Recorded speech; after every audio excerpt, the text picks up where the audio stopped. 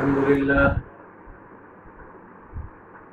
لله وحده والصلاة والسلام على من لا نبي بعده أما بعد أعوذ بالله من الشيطان الرجيم بسم الله الرحمن الرحيم يا أيها الذين آمنوا اجتنبوا كثيرا من الظن إن بعض الظن إثم ولا تجسسوا ولا يغتب بعضكم بعضا أيحب أحدكم أن يأكل لحم أخيه ميتا فكرهتموه واتقوا الله إن الله تواب رحيم. صدق اللہ العظیم. آج 22ویں تراویح میں 26ویں پارے کی تلاوت کی گئی.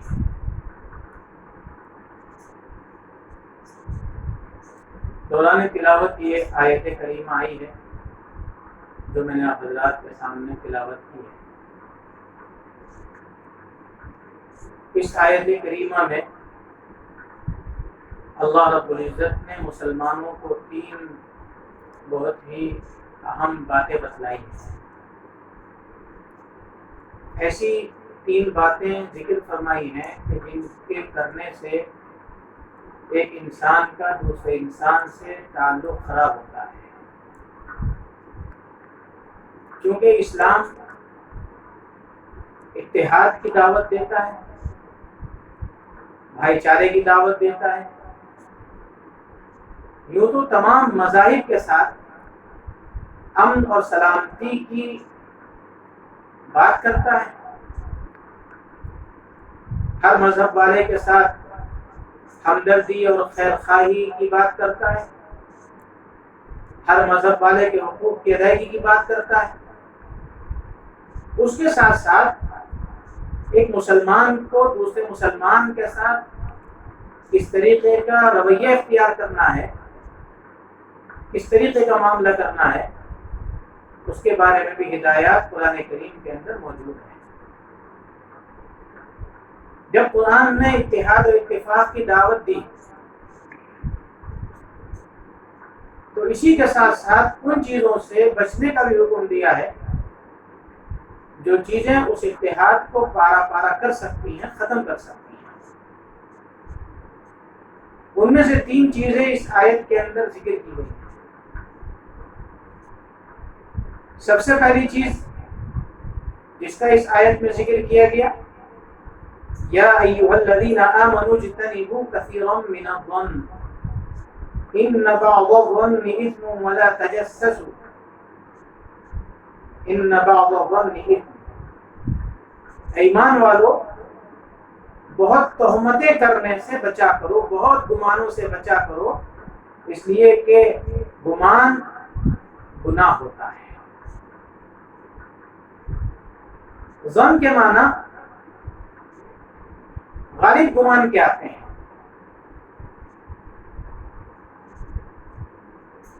اس کے مطابق اس آیت کے اندر یہ فرمایا گیا کہ انسان کو بغیر کسی دلیل کے کسی کے بارے میں کوئی رائے قائم کرنے سے بچنا چاہیے.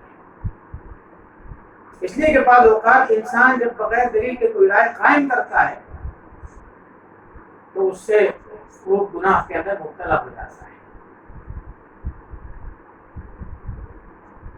یہاں گمان سے مراد یہ ہے کہ انسان بغیر کسی دلیل کے کسی شخص کے بارے میں کسی گناہ کا الزام لگا دے، بغیر کسی دلیل کے کسی شخص کے بارے میں یہ تصور کرنے لگے کہ یہ آدمی گناہ کے کام کرتا ہوگا. ایسا گمان جو ہے وہ گناہ کی بات ہے. جس ظن کا یہاں پر ذکر آیا ہے اس کی 4 قسمیں بیان کی گئی ہیں. ایک ظن ہے حرام، ایک ظن ہے واجب، ایک ظن ہے جائز اور مباح، اور ایک ظن ہے مستحب. ظن حرام تو یہ ہے کہ انسان اللہ کے بارے میں یہ گمان کرے کہ اللہ تعالیٰ تو بڑے سخت سزا دینے والے ہیں، اللہ تعالیٰ تو مجھے عذاب میں ہی مبتلا کریں گے، اللہ تعالیٰ تو مجھے مصائب و آلام کے اندر ہی مبتلا کریں گے۔ اگر ایسا گمان کر رہا ہے کوئی انسان تو یہ گمان حرام ہے۔ مسلمان کا حق یہ ہے کہ مسلمان اللہ کے بارے میں اچھا گمان رکھے، جیسا کہ جناب نبی کریم صلی اللہ علیہ وسلم نے فرمایا لا يموتن احدكم الا وهو يحسن الظن بالله، تم میں سے کوئی آدمی جب وفات پائے تو اس حالت میں وفات پائے کہ وہ اللہ کے بارے میں اچھا گمان رکھتا، یعنی ہرگز ایسا نہیں ہونا چاہیے کہ کوئی آدمی دنیا سے جائے تو اللہ کے بارے میں بدگمانی قائم کر کے جائے، اس لیے کہ انسان جیسا گمان اللہ کے ساتھ کرتا ہے اللہ اس کے ساتھ ویسا ہی معاملہ کرتا ہے۔ ایک حدیث قدسی میں خود اللہ رب العزت نے فرمایا انا عند ظن عبدی بی، میں بندے کے ساتھ ویسا ہی معاملہ کرتا ہوں جیسا بندہ میرے بارے میں گمان کرتا ہے۔ اس لیے مسلمان کو چاہیے کہ وہ اللہ کے ساتھ اچھا گمان رکھے، اگر وہ برا گمان رکھتا ہے تو یہ برا گمان حرام ہے۔ ایسے ہی کسی ایسے شخص کے بارے میں جو بظاہر نیک ہے اس کے بارے میں بدگمانی کرنا کہ یہ ظاہر میں تو ہمارے سامنے نیک بنتا ہے اور چھپ کر کے شاید گناہ کرتا ہوگا، ایسا گمان جو ہے یہ بھی جو ہے حرام کے اندر آتا ہے۔ حضرت ابو ہریرہ رضی اللہ تعالیٰ عنہ فرماتے ہیں اللہ کے رسول صلی اللہ علیہ وسلم نے فرمایا ایاکم والظن فإن الظن اکذب الحدیث، تم گمانوں سے بچا کرو، اس لیے کہ گمان جو ہے وہ جھوٹی بات ہے۔ بغیر کسی دلیل کے کسی آدمی کے بارے میں ایسی رائے قائم کر لینا جو ہے ہرگز مناسب نہیں ہے، تو ایسا گمان تو حرام ہے۔ اور ایک گمان ہوتا ہے واجب، مثال کے طور پر کسی قاضی کے پاس کوئی مقدمہ آتا ہے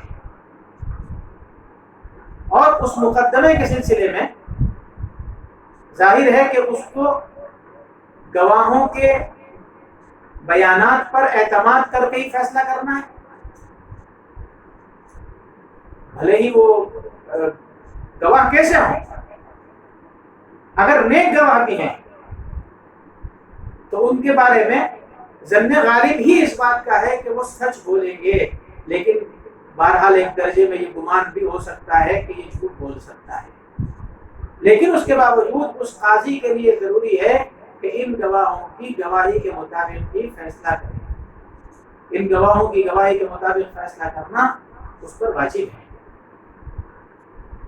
ایسے ہی کوئی آدمی کسی ایسی جگہ پر ہے جہاں پر اس کو یہ معلوم نہیں کہ قبلہ کس سمت میں ہے اور کوئی بتانے والا نہیں ہے، مثال کے طور پر رات کا وقت ہو رہا ہے اور کوئی ایسی علامت موجود نہیں ہے جس سے معلوم ہو سکے کہ مشرق کدھر ہے مغرب کدھر ہے، تو اب اس کے لیے حکم یہ ہے کہ وہ اپنے ذہن پر زور ڈال کر کے یہ سوچے کہ قبلہ کس طرف ہو سکتا ہے، جس طرف اس کا گمان غالب ہو جائے گا اسی طرف اس کو رخ کر کے نماز پڑھنے کا حکم ہے۔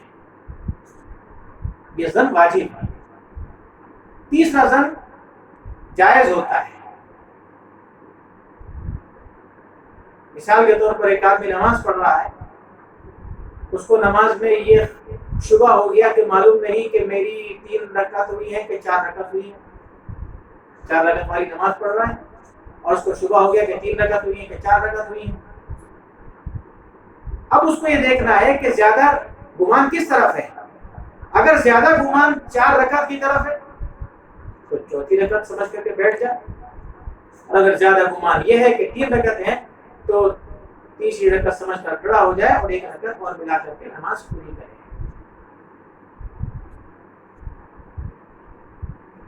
اور اس کے لیے یہ بھی جائز ہے کہ جہاں اس کے لیے یہ حکم ہے کہ 3 رکعت سمجھ کر کے 4تھی رکعت ملا لے، وہاں اس کے لیے یہ بھی جائز ہے کہ 4تھی رکعت سمجھ کر کے بیٹھ کر کے نماز مکمل کر لیں۔ یہ ظن جائز ہے۔ اور ایک ظن مستحب ہے کہ ہر مسلمان کے بارے میں انسان اچھا گمان رکھے کہ یہ آدمی نیک کام کرتا ہے، یہ برائی نہیں کرتا ہے، یہ ظن جو ہے یہ مستحب ہے۔ تو بلا وجہ کی بدگمانی کرنا جو ہے یہ گناہ ہے، اس آیت کے اندر اس چیز سے منع فرمایا گیا ہے۔ دوسری چیز جس کا ذکر اس آیت میں کیا گیا ہے وہ ہے تجسس۔ تجسس کے معنی آتے ہیں کسی کے پوشیدہ عیب کو تلاش کرنے کی کوشش کرنا۔ کسی آدمی سے ہماری کوئی ناراضگی ہو جائے، اب ہم یہ چاہتے ہیں کہ اس کو دوسروں کے سامنے بدنام کیا جائے، تو ہم اس کے پوشیدہ عیوب کو تلاش کرنے کی کوشش کرتے ہیں کہ ہمیں کوئی عیب اس کا مل جائے، ہم اس کو لوگوں کے سامنے بتائیں کہ دیکھو ظاہر میں اچھا لگتا ہے لیکن اس کی حقیقت یہ ہے۔ یہ تجسس کہلاتا ہے۔ اس آیت میں تجسس سے بھی منع کیا گیا ہے، اور وجہ اس کی یہ ہے کہ اگر ہم کسی کے عیوب کو تلاش کریں گے تو ظاہر ہے کہ اس کے بدلے میں وہ ہمارے عیوب کو بھی تلاش کریں گے۔ اسی لیے علماء نے فرمایا وَفِيكَ عُيُوبٌ وَلِلنَّاسِ أَعْيُنٌ، یاد رکھو تمہارے اندر بھی عیوب ہیں اور لوگوں کی نگاہیں ہیں، لوگوں کی آنکھیں جو تمہیں دیکھ رہی ہیں، لہذا اگر آج تم ایک آدمی کے عیوب کو ظاہر کرو گے تو کل تمہارے عیوب بھی ظاہر کیے جائیں گے۔ اس لیے کسی کے عیوب کو ظاہر کرنے کی کوشش مت کرو۔ ایک حدیث میں آتا ہے جناب نبی کریم صلی اللہ علیہ وسلم نے فرمایا کہ مسلمان کی غیبت مت کرو۔ دوسرا یہ فرمایا کہ مسلمان کے پوشیدہ عیوب کی تلاش میں مت لگو، اس لیے کہ جو آدمی مسلمان کے پوشیدہ عیوب کی تلاش میں لگتا ہے اللہ تعالیٰ اس کے عیوب کی تلاش میں لگ جاتے ہیں، اور جس کے عیوب کی تلاش میں اللہ تعالیٰ لگ جاتے ہیں اس کو اس کے گھر کے اندر رسوا کر دیتے ہیں، ذلیل کر دیتے ہیں۔ اس لیے اگر ہمیں بچنا ہے اپنی رسوائی سے، اپنے عیوب کو چھپانا ہے، تو ظاہر ہے کہ اس کی شکل یہ ہے کہ ہم دوسرے کے عیوب کو بیان کرنا چھوڑ دیں، تو پھر ہمارے عیوب بھی محفوظ ہو جائیں گے۔ تیسری چیز جس کی یہاں پر وضاحت کی گئی ہے وہ ہے غیبت۔ غیبت کے معنی آتے ہیں کسی شخص کی غیر موجودگی میں اس کے بارے میں ایسی بات کہنا جو اس کے سامنے کہی جاتی تو وہ اس کے لیے تکلیف کا باعث ہو۔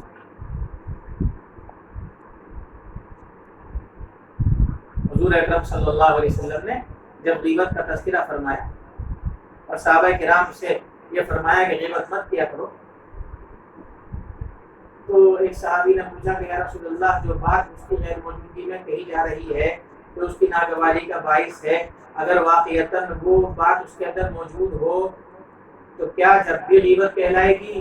تو آپ نے فرمایا کہ جبھی تو غیبت ہے، اگر تم نے اس کی غیر موجودگی میں ایسی کوئی بات کہی جو اس کے اندر نہیں ہے تب تو بہتان ہے، اور بہتان کا گناہ اس سے بڑا ہے۔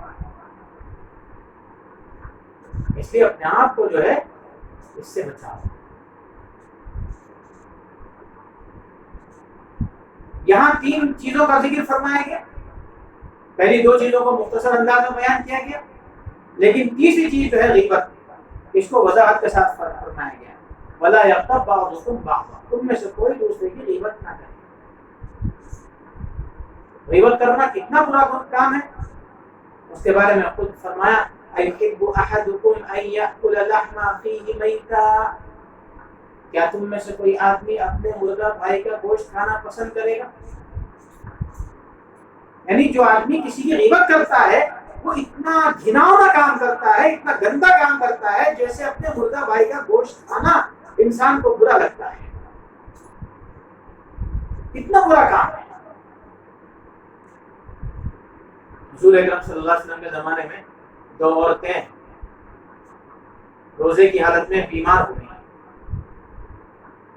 ان کی حالت خراب ہو گئی، اور اتنی حالت خراب ہوئی کہ ایسا لگتا تھا کہ جیسے مر جائیں گے۔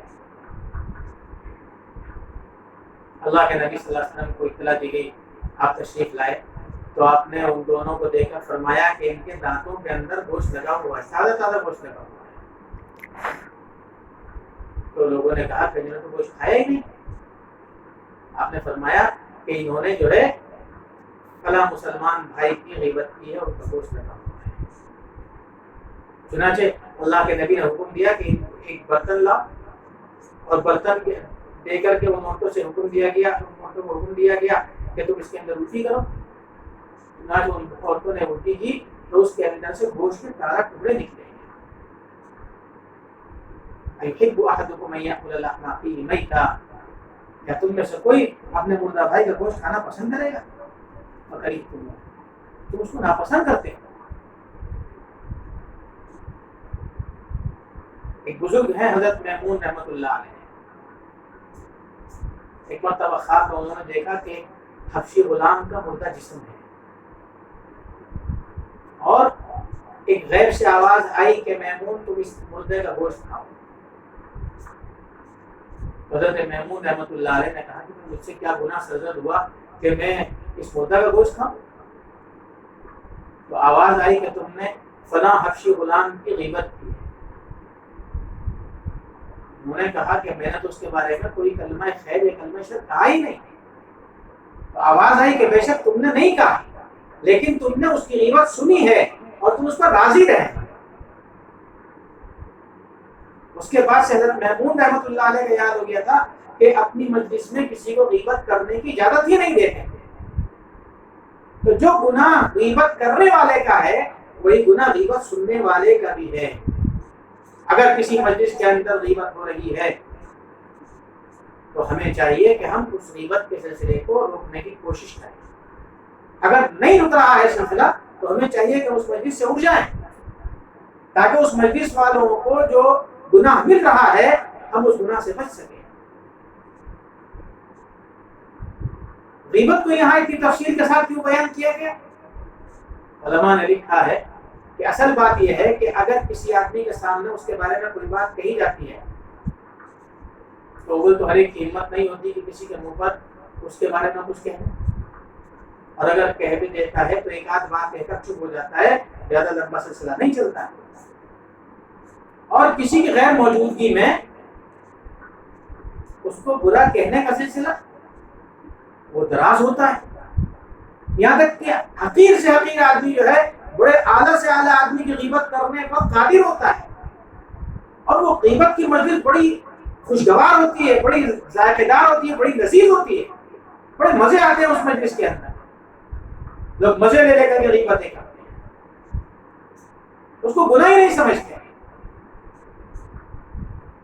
جب گناہ نہیں سمجھتے ہیں تو غیبت کرنے کے بعد توبہ کرنے کی توفیق بھی نہیں ہوتی ہے۔ ایک حدیث میں آتا ہے حضور اکرم صلی اللہ علیہ وسلم نے فرمایا الغیبۃ اشد من الزنا، غیبت زنا سے زیادہ شدید ہے۔ غیبت کا گناہ زنا کے گناہ سے زیادہ سخت ہے، اس لیے کہ زنا کرنے کے بعد انسان کو یہ معلوم ہو جاتا ہے کہ میں نے گناہ کیا ہے تو وہ توبہ کر لیتا ہے، لیکن غیبت کرنے کے بعد اس کو یہ خیال آتا ہی نہیں کہ میں نے گناہ کیا ہے، وہ تو اس کو کمال سمجھتا ہے۔ جو توبہ نہیں کرتا ہے تو وہ بار اس کے اوپر بڑھتا چلا جاتا ہے اور پھر وہ اللہ کے عذاب کا مستحق ہو جاتا ہے۔ اس لیے ہمیں چاہیے کہ ہم غیبت وغیرہ سے اجتناب کریں۔ اگر ہم سے کسی کی غیبت ہو گئی ہے تو پھر اس کا طریقہ یہ ہے کہ جس آدمی کی غیبت کی ہے ہم اس سے جا کر کے یہ کہیں کہ بھائی ہم سے تمہاری غیبت سرزد ہو گئی، تم ہمیں معاف کر دو۔ اگر وہ زندہ ہے تو اس سے معافی مانگ لے، اگر وہ معاف کر دیتا ہے تو گناہ مٹ جائے گا، اور اگر وہ آدمی دنیا سے رخصت ہو گیا ہے تو پھر اللہ کے نبی نے اس کا طریقہ یہ بتایا ہے کہ اللہ رب العزت سے اس کے لیے اور اپنے لیے استغفار کرو۔ حدیث میں آتا ہے اللہ کے نبی نے فرمایا ان من کفارۃ الغیبۃ ان یستغفر لمن اغتابہ تقول اللهم اغفر لنا وله، یعنی غیبت کا کفارہ یہ ہے کہ استغفار کرے اس شخص کے لیے جس کی غیبت کی ہے، اور اللہ سے دعا کرے اے اللہ ہماری بھی مغفرت کر دے، اس کی بھی مغفرت کر دے۔ اگر انسان یہ عمل کر لیتا ہے تو امید ہے کہ اللہ رب العزت اس کے گناہ کو معاف فرما دے۔ اس لیے ہمیں غیبت سے اور دوسرے جو گناہ بیان کیے گئے ہیں ان سے بچنے کی کوشش کرنی چاہیے۔ ایک حدیث میں آتا ہے، آخر میں ایک حدیث عرض کر دیتا ہوں، ایک مرتبہ جب حضور اکرم صلی اللہ علیہ وسلم معراج میں تشریف لے گئے تھے تو آپ نے دیکھا کہ کچھ لوگ جہنم کے اندر ایسے ہیں کہ جن کے تانبے کے ناخن ہیں اور وہ اس سے اپنے چہرے کے اور اپنے جسم کے گوشت کو نوچ رہے ہیں۔ تو اللہ کے نبی نے حضرت جبرائیل علیہ السلام سے پوچھا کہ یہ کون لوگ ہیں؟ تو آپ نے فرمایا کہ یہ وہ لوگ ہیں جو غیبت کرنے والے ہیں، سخت عذاب ان کو جہنم کے اندر دیا جائے۔ اللہ تعالیٰ ہم کو غیبت سے اور دوسرے گناہوں سے بچنے کی توفیق عطا فرمائے۔ وآخر دعوانا الحمد للہ رب العالمین۔